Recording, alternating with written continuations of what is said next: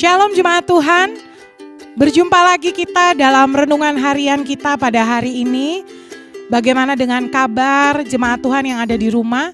Saya percaya kita semua ada di dalam keadaan yang sehat, kita ada di dalam perlindungan dan pemeliharaan Tuhan. Dan sebelum kita akan merenungkan kebenaran firman kita pada hari ini, biarlah kita sama-sama mau tundukkan kepala untuk kita berdoa. Tuhan, hati kami mengucap syukur karena sungguh kami merasakan Tuhan memelihara hidup kami.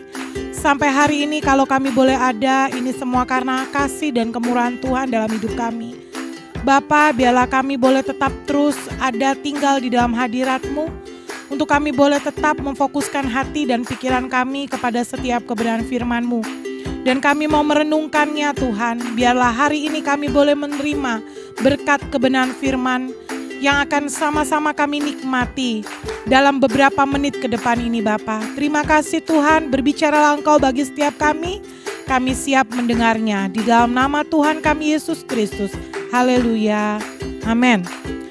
Jemaat Tuhan, langsung saja sama-sama kita buka Alkitab kita yang saya ambil pada hari ini dalam Filipi pasalnya yang keempat ayatnya yang ke-8. Kita akan baca bersama-sama pada hitungan yang ketiga. 1, 2, 3. Jadi akhirnya saudara-saudara, semua yang benar, semua yang mulia, semua yang adil, semua yang suci, semua yang manis, semua yang sedap didengar, semua yang disebut kebajikan dan patut dipuji, pikirkanlah semuanya itu. Amin. Jemaat Tuhan, ini adalah surat Rasul Paulus kepada jemaat Tuhan yang ada di Filipi. Dan dalam ayat ini Rasul Paulus mengajarkan kepada setiap kita di mana dia memiliki pengalaman pribadi dengan Kristus Yesus. Pada waktu ayat ini disampaikan kepada jemaat Tuhan yang ada di Filipi, keadaan Rasul Paulus tidak ada di dalam keadaan yang baik, bukan di dalam keadaan yang menyenangkan. Tahukah jemaat Tuhan bahwa pada waktu itu keadaan Rasul Paulus dalam keadaan dipenjara, dianiaya, mengalami hal-hal yang mencekam, menakutkan secara manusia, mengancam nyawanya secara manusia. Tetapi pada waktu dia mengalami pengalaman pribadi dengan Yesus Kristus dalam keadaan yang seperti itu sekalipun, Rasul Paulus ingin tetap pikirannya tidak dikuasai oleh setiap tipu-tipu daya muslihat si iblis yang ingin coba melumpuhkan kehidupannya. Itu sebabnya Rasul Paulus mengatakan kepada jemaat Tuhan dan saat ini kepada setiap kita, biarlah untuk kita boleh tetap melakukan satu keinginan untuk kita tetap menjadikan Kristus sebagai satu-satunya fokus pikiran kita. Agar pikiran kita memikirkan hal-hal dikatakan di sini yang benar, yang mulia, yang adil, yang suci, yang manis, yang sedap didengar, kebajikan dan patut dipuji. Dan biarlah setiap pikiran kita boleh difokuskan kepada Kristus, ditaklukkan kepada Kristus. Jemaat Tuhan, di ayat selanjutnya kita akan baca di dalam 2 Korintus. Di dalam 2 Korintus pada pasalnya yang ke-10 ayat 5b, saya akan bacakan untuk kita semua. Kami menawan segala pikiran dan menaklukkannya kepada Kristus. Sekali lagi, kami menawan segala pikiran dan menaklukkannya kepada Kristus. Tatkala kita mau menaklukkan pikiran kita kepada Kristus, artinya kita mau memusatkan pikiran kita kepada kebenaran. Sebab hanya kebenaranlah yang dapat membuat kita tetap berkemenangan. Jemaat Tuhan, apakah yang saat ini sedang kita pikirkan? kondisi dan keadaan kita membuat pikiran kita menjadi cemas, takut, menjadi gelisah, bahkan juga mungkin pikiran kita negatif. Tetapi biarlah melalui kebenaran firman Tuhan pada saat ini, Tuhan mau agar kita tetap berada di dalam pikiran yang ditaklukkan kepada kebenaran Kristus. Sebagaimana Rasul Paulus mengatakan kepada setiap kita dalam firman-Nya di dalam Filipi tadi. Sebab pikiran-pikiran yang kita taklukkan kepada Kristus, itulah yang akan membuat hidup kita tetap ada di dalam kebenaran, di dalam kasih, di dalam damai sejahtera.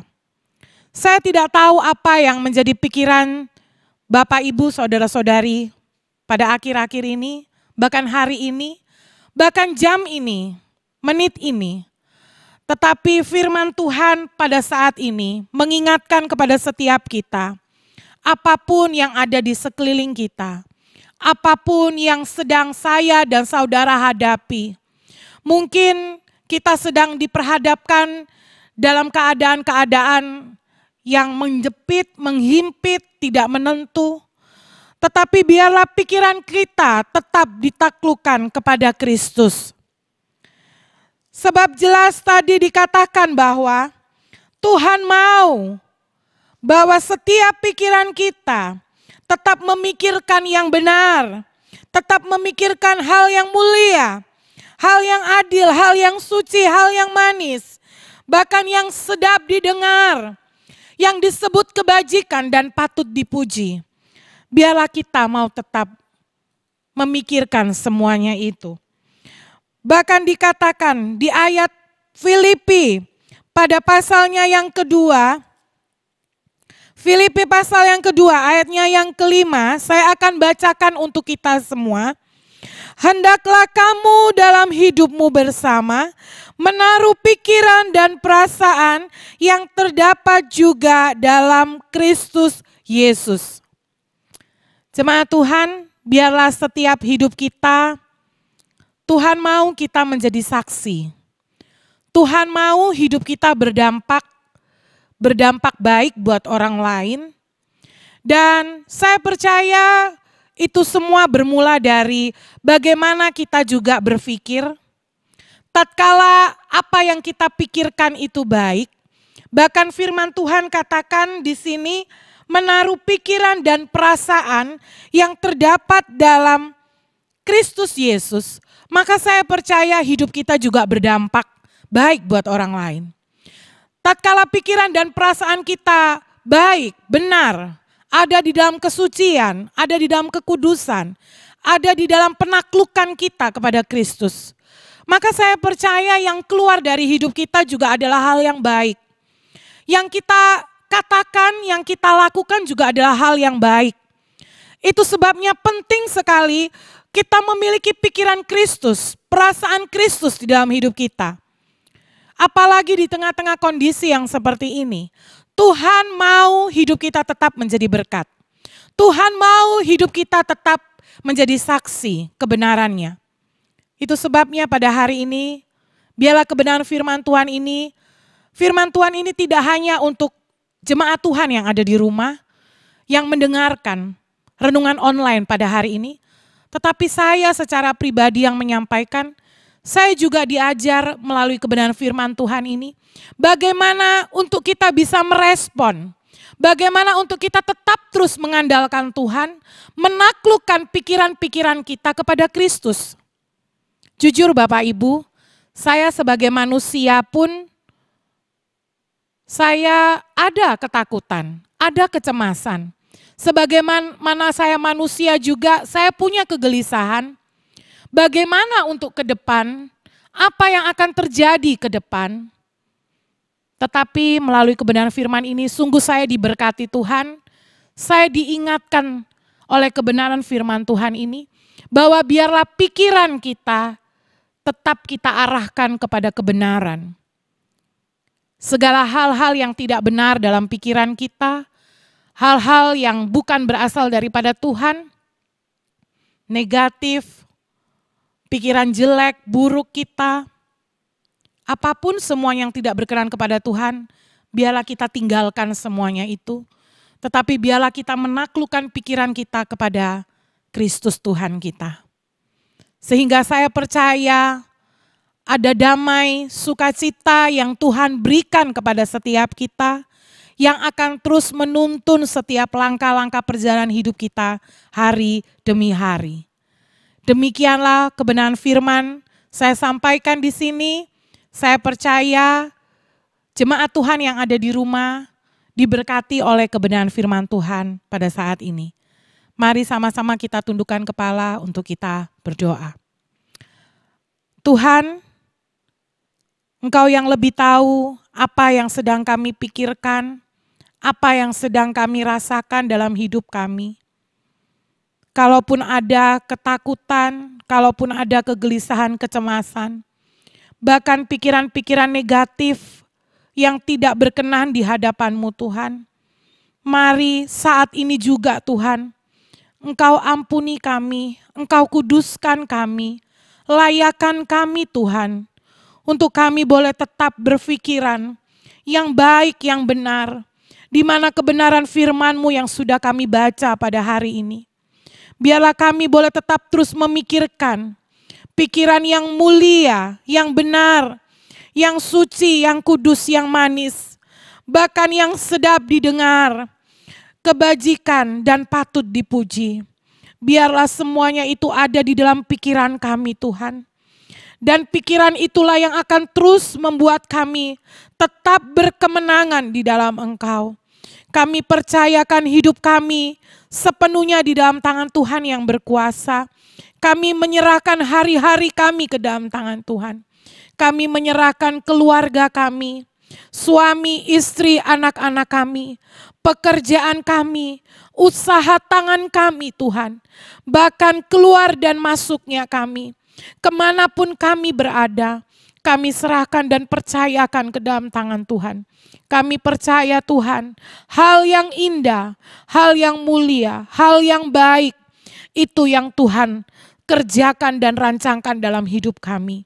Bapa, tidak henti-hentinya kami berdoa bersyafaat bagi bangsa kami, bagi keadaan bumi kami, bahkan kota kami Tuhan. Kami serahkan semua di dalam tangan Tuhan yang berkuasa.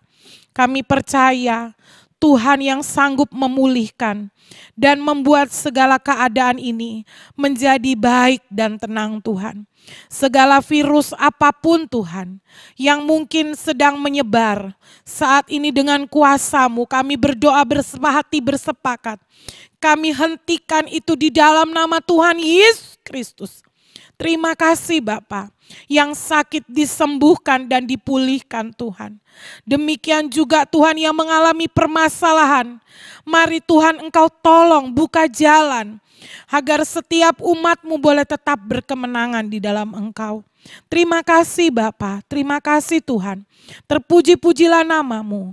Kami menyerahkan sepanjang hari ini hidup kami ke dalam tangan Tuhan. Di dalam dan demi nama Tuhan kami Yesus Kristus, kami sudah berdoa dan kami mengucap syukur. Haleluya. Amin. Demikianlah renungan kita pada hari ini.